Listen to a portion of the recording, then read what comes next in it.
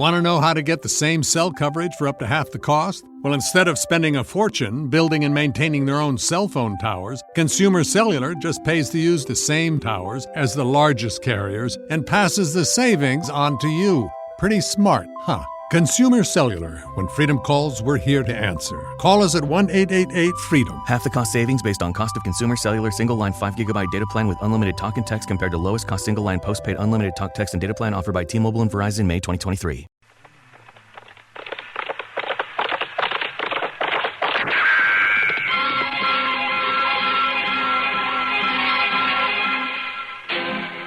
Around Dodge City and in the territory on West, there's just one way to handle the killers and the spoilers, and that's with a U.S. Marshal and the smell of Gunsmoke.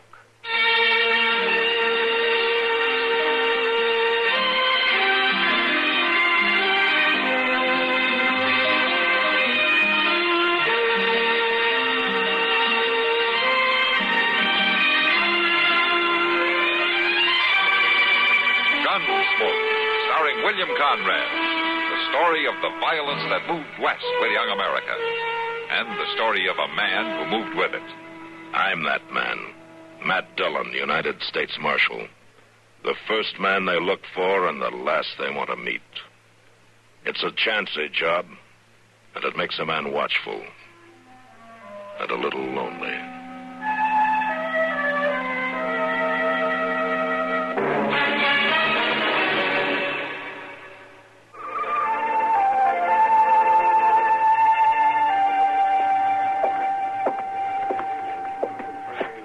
Barkeep. Barkeep. What'll you have? I was told I'd find the marshal in this place. Well, I don't rightly see him here now. At his office, they said he'd be here. Well, he ain't. Oh, a man should be able to find the marshal. Oh, now, listen, mister, it ain't up to me. Miss Kitty? Yes, Sam. This man's uncommon anxious to see the marshal. You know where he is? Well, no, Sam, I don't. Have you tried his office, mister? Of course I've tried his office. They told me he was headed here. Well, he may be, but I haven't seen him until now. Hey, Matt. Ah, hello, Kitty. Sam? Marshal? Matt, this man's waiting to see you. Oh, is that so? Are you the marshal? Yeah, I'm the Marshal, Matt Dillon. My name is Foss, Marshal. Jasper Foss. All right, Mr. Foss, what can I do for you? I figured you'd ought to know about the telegraph line. What telegraph line? Well, why, the one just strung out west of town. What about it? Well, somebody's cut it. That's what about it. Well, how do you know? I was riding past. That's how I know. About a mile or a mile and a half out. Did you see anybody? Oh, well, nobody I could recognize. I seen a horse hightailing in the distance. I couldn't tell no more than that. When was this? Oh, an hour ago, maybe. I figured you'd want to take a look around. Yeah. Thanks, Mr. Foss. I guess I'd better.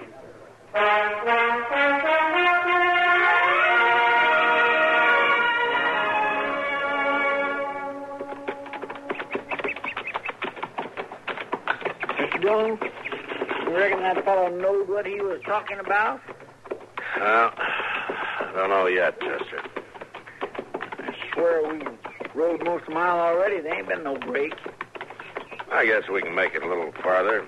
Well, sure, we can make it. We can make it all right, but I was just wondering if it was worth all this tracking around in the hot sun.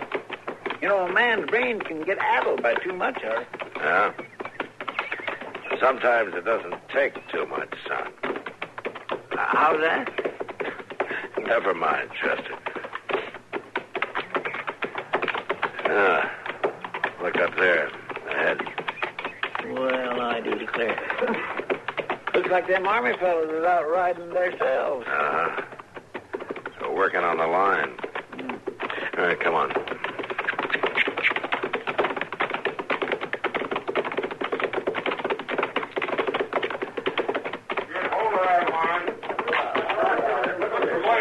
Morning. You tell me where the lieutenant is? Oh, I see him. Lieutenant? Yeah? Are you having trouble with the line? Well, it's been cut. Mr. Dillon? Yeah? The counter. Yeah, I see him. You holding that man for it, Lieutenant? He's under guard. Yeah, I see he is. You mind if I talk to him? Well, he's my prisoner. Well, I'm the U.S. Marshal from Dodge. Oh, well, in that case, I suppose it wouldn't do any harm. No, I guess not. All right, Chester. You hold my horse, huh? Yes, sir. Put your back to it, you know. Get on. Hello, Small Hawk. Small Hawk is dishonored before his old friend. Sorry to see you like this. The marshal will have them set Small Hawk free. I don't know if I can do that. Did you cut the wire? It was cut by my knife. And they have a right to hold you. They have no right to send the wire across the land. Oh, why not? Wire doesn't hurt you. It is bad magic. Carries bad sounds across the land of my people. It can be good magic, too, Small Hawk. The white man makes no good magic for my people. I wouldn't be too sure. The white soldiers will shoot Small Hawk? I don't think you need worry about that. Yeah. Small Hawk not afraid. No, I know that. But just the same, I think I'll ride along when they take you to the fort.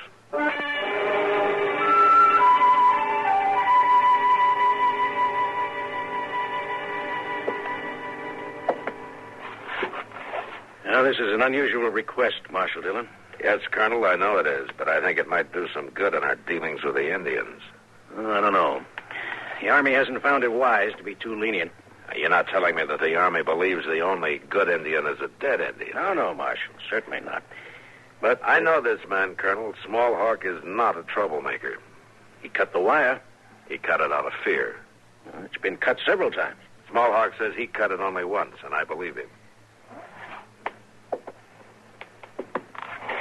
Well, what do you want me to do? I'd like you to release Small Hawk to me, Colonel Hooper. How can I be sure he won't go right out and cut the wire again? Because I'll be responsible for him. You have a lot of confidence in this Indian, Marshal. Yes, I have. Well, what do you base it on? Taking away his fear. How do you propose to do that? I think I can show him that the wire isn't bad magic. And then he'll leave it alone. All right, Marshal Dillon. I'll release him to you. Thank you. But remember this. We're all in for serious trouble if he touches that wire again. Yeah. So is Small Hawk.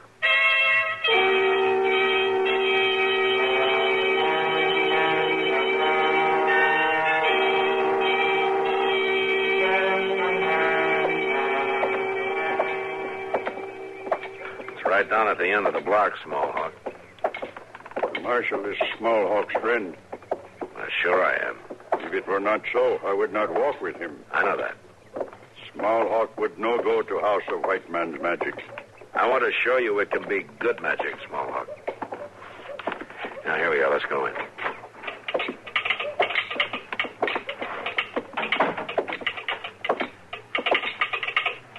Hank? Howdy, Marshal. Hank, you got a man out at the Western Station to take messages off the new line? Yeah, Marshal, sure we have. Any way of getting a message to the Indian encampment on the river? Well, our man out there says there's usually a couple of braves standing around watching him. He could tell it to them, I guess. Why? Because my friend wants to send a telegram. Small Hawk does not trust bad magic. Well, you trust me, don't you? Yeah. All right, then listen to me.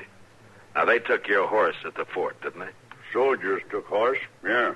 So you got a long walk home. Small Hawk will walk with his head high. Yeah, but it would be even higher if you were on horseback. Now, what if the wire carried word to your son to bring you a horse? There is that magic in the wire? Yeah, there's that magic. Small Hawk will see if horse comes. Well, that's fair enough. Now, you told me your son's name. Brown Wing. All right, Hank, you tell your man to get a message to Brown Wing to bring a horse to the road fork just outside Dodge. Tell him his father will be waiting. All right, Marshal. There's just one thing. Yeah, what's that? Who's going to pay for it, you or the Indian? Yeah, the government ought to pay for it. Now, Marshal, that kind of money ain't easy to collect. Yeah, I know that better than you. All right, I'll pay for it, Hank. Come on, Small Hawk. We better get you started out to meet your horse.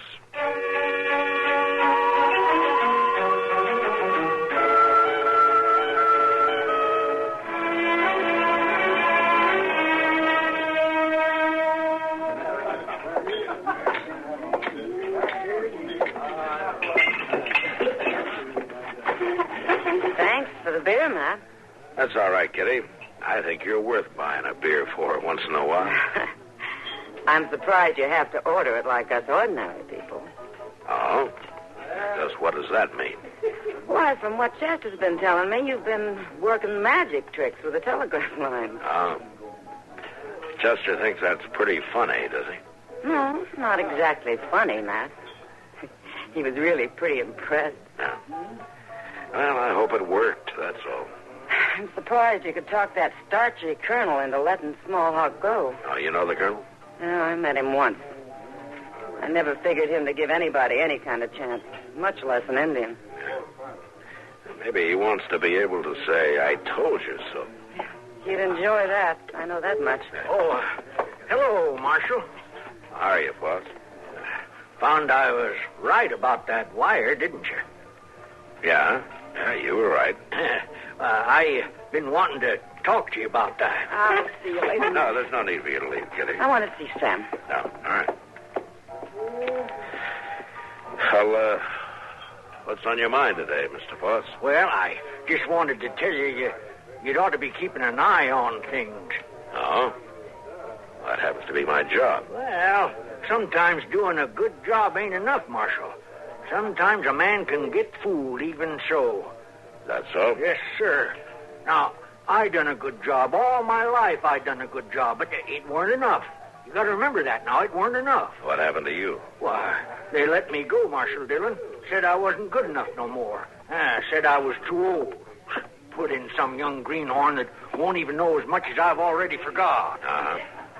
They just turned me out overnight like I was a old broke-down horse. I'm sorry about that, Mr. Foss. Well, they had no right to do a thing like that. I'm a better man than that young feller, Marshal Dillon. And I'm going to show him about it, too. Yeah, you do that, Mr. Foss.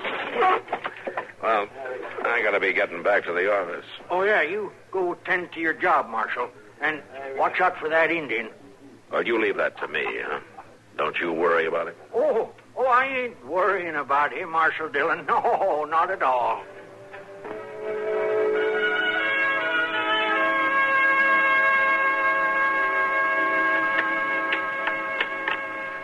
A 7 or a 3, Matt.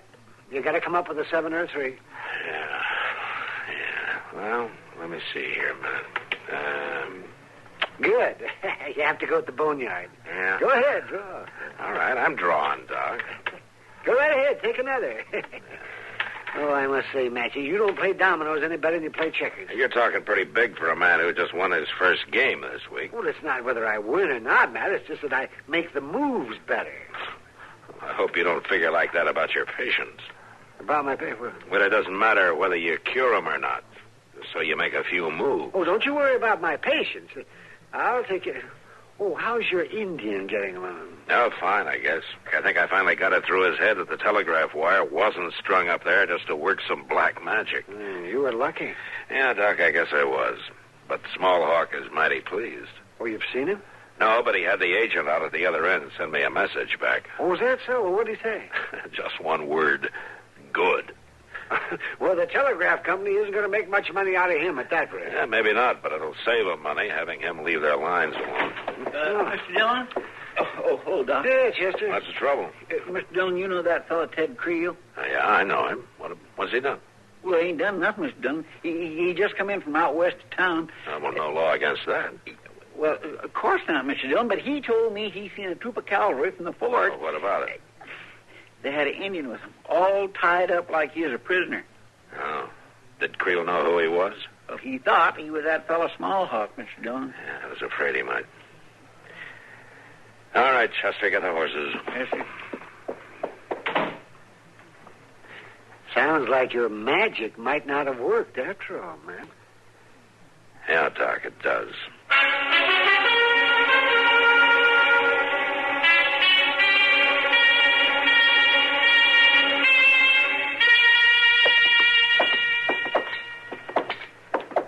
Well, this is very regrettable, Marshal. Yeah. My superiors will want a full explanation. I'd like one, too. Well, you might. You gave me your word you'd be responsible for that Indian. My word still goes, Colonel. A little late now. You're not sure he cut your wire this time? My men picked him up right near the break. still like to know what he has to say. He's right in here. Guard? Yes, sir. The marshal has permission to see the prisoner.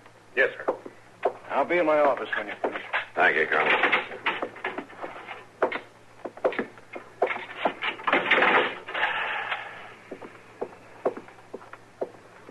Well, Smallhawk? It is as I said. Bad magic. Did you cut the wire? The marshal will believe. We've never doubted each other, Smallhawk. The marshal speaks true. All right. Now, how about the wire? Smallhawk did not cut it. Did any of your tribesmen cut it? The braves of my tribe believe the good magic of the wire, as the marshal taught us. Then you're telling me that no Indian had anything to do with this latest break. That is what Smallhawk says. You believe? Yes, I believe. The marshal will release me? Well, I can't do it this time, Smallhawk. At least not yet. But I'll tell you something. If there's any way of tracking down the man who did cut that wire, you'll be out of here soon.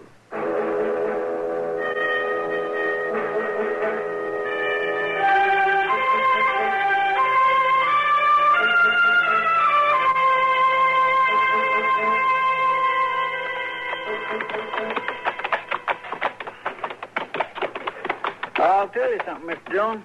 Yeah? What's that, Chester? Lot of folks back in Dodge was wondering whether it was worth it stringing this line way out west here when it first went up, and I'm about to agree with it. I don't know. Of course, there's been a lot of trouble, but... They sure has. Now, with all this cutting going on, looks like we've got Indian trouble all over again. Oh, maybe not. Right over there looks like the place.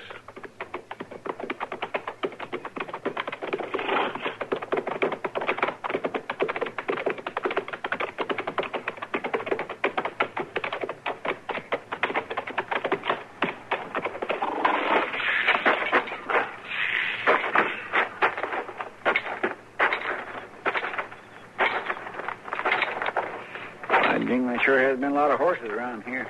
I hope they haven't trampled all the tracks. Looks like they tried. Uh-huh.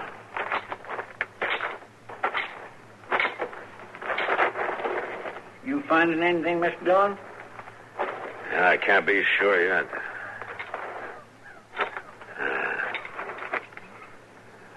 This might be a lead. Yeah. Looks like this might be something, Chester. There ain't much to choose from in all them tracks. Yeah, but these seem to lead out by themselves, though. Let's follow them for a while, huh? Well, them tracks don't look like they was made by no Indian pony, Mr. Dillon. No, Chester, they don't. All right, come on.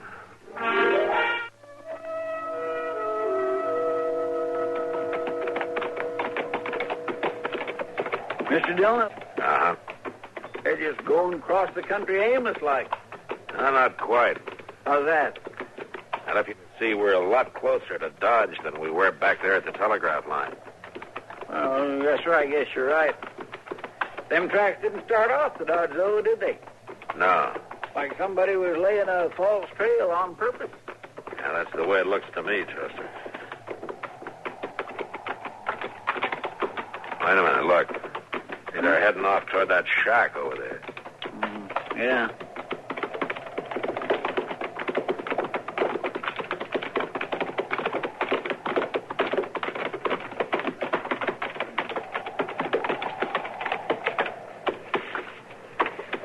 It don't look like much of a place to live, half falling down that way. Reckon anybody's here, Mr. Jones? I don't know, but we'll find out.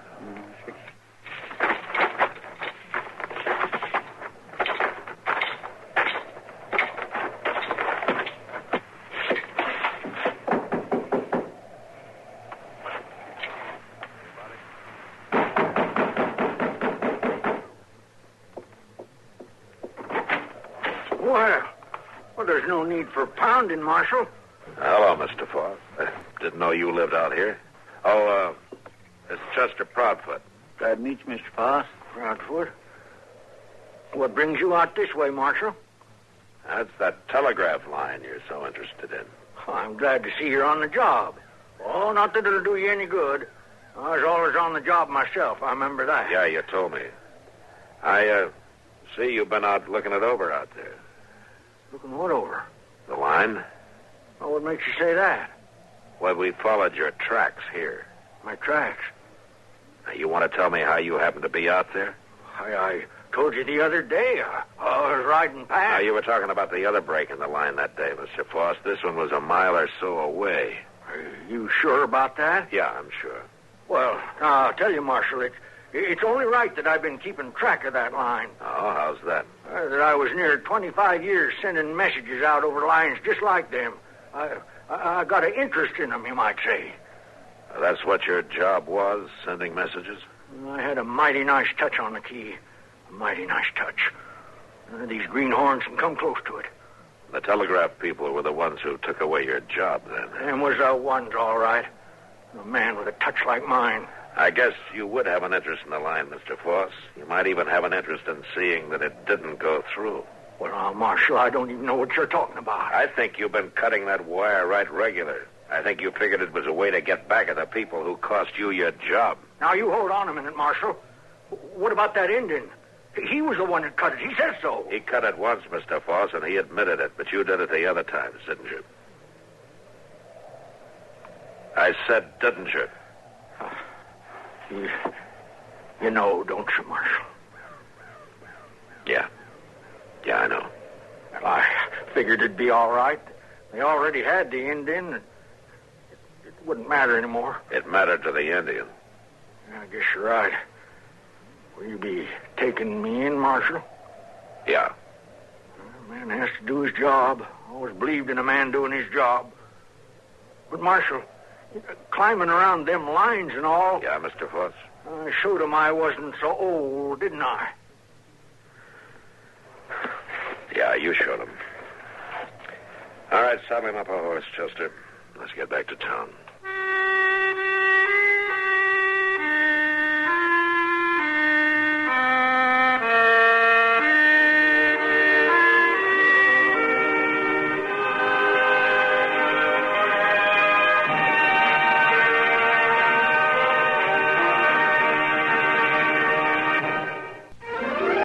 Gunsmoke. Produced and directed in Hollywood by Norman Macdonnell, stars William Conrad as Matt Dillon, U.S. Marshal. The story was specially written for Gunsmoke by Marion Clark, with editorial supervision by John Meston. Marley Bear is Chester, Howard McNear is Doc, and Georgia Ellis is Kitty. This is George Walsh inviting you to join us again next week when CBS Radio presents another story on Gunsmoke. At Sleep Outfitters Outlet, great sleep is a big deal. Save 40 to 60% every day on every Sealy, Stearns & Foster, and Tempur-Pedic. Queens as low as $249. Customer exchanges, closeouts, and floor samples. Inventory changes daily, so come in for your dream deal today. With no credit needed financing, expert advice, and up to 60% off retail, it's never been easier to get the sleep and savings you deserve. Go to SleepOutfittersOutlet.com for financing details and to find a store near you.